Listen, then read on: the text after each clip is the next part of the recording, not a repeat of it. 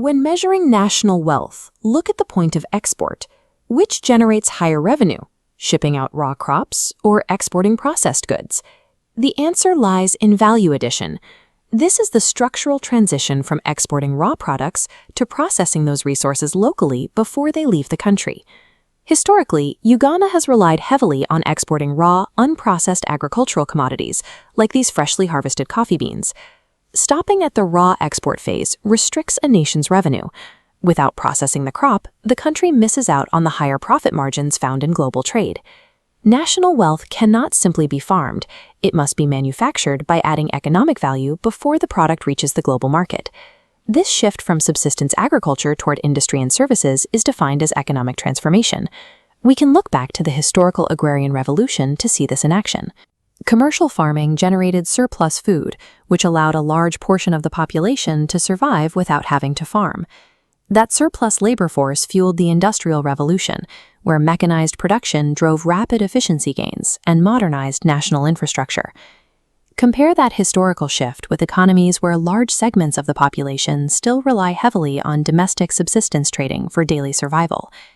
Modernization depends entirely on moving the majority of the nation's workforce out of basic survival farming and into manufacturing or service sectors. In the 1960s, Uganda and Singapore shared a similar post-colonial baseline. Both operated as developing nations with limited industrial infrastructure.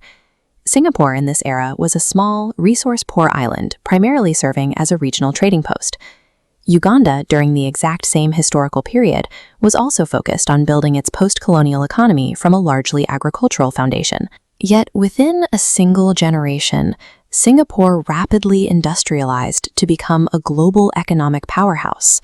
Today, Uganda is pursuing a tenfold growth strategy to expand its own economy over a compressed timeline. Curious, this presents a distinct paradox. If the goal is tenfold growth, why can't Uganda simply copy and paste Singapore's exact policy blueprint? This table compares the ideological tools nations use. On the left is capitalism, driven by private ownership, profit motives, and free market competition. On the right is socialism, where the state regulates resources to ensure social equity and public services. During the Cold War, the global landscape fractured, forcing developing nations to choose between polarized extremes. But modern economic development shows no successful transformation relies on a pure system. Instead, they merge into a mixed economy. Rapid transformation requires this hybrid approach. Nations utilize strong, visionary state planning to safely harness free market foreign direct investment. Singapore achieved its structural shift through visionary, disciplined leadership. The government prioritized long-term national stability over short-term political gains. Their first pillar was a massive investment in human capital. They focused on technical and STEM education to build a skilled workforce for modern industries. Second, rather than relying on a small domestic consumer base, they pivoted early to export-oriented industrialization, manufacturing goods strictly for global markets. Third and fourth, the state financed world-class logistics infrastructure while simultaneously establishing a transparent, business-friendly regulatory environment. Fifth, they enforced strict zero-tolerance anti-corruption measures. This guaranteed that public tax revenue was actually spent on building physical national assets. Together, these 5 pillars built immense international trust, turning a resource-poor island into a magnet for foreign direct investment. When we attempt to apply these pillars to the East African context, we immediately encounter a different set of geographical realities. Singapore is a tiny, highly urbanized coastal city-state. Uganda is a massive, land-linked nation with a widely dispersed rural population. Uganda is currently executing its own infrastructure pillar, actively expanding its national transport and energy networks to support industrial growth. However, the country faces significant institutional friction. Progress is slowed by procurement weaknesses and a tight tax base at only 13% of GDP. Expanding roads and power lines will not trigger tenfold growth if institutional inefficiencies and resource misallocation drain the funding required to complete those projects. This chart illustrates the most critical demographic difference: Uganda's massive youth bulge.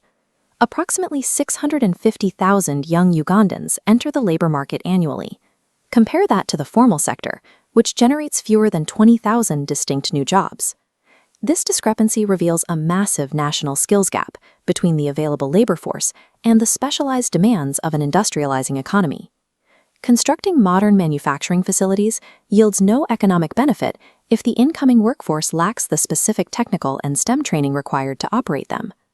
Without targeted investments in technical education, this demographic surge will overwhelm the country's economic growth targets rather than accelerate them. We return to our central paradox. Why does copying a proven economic blueprint fail?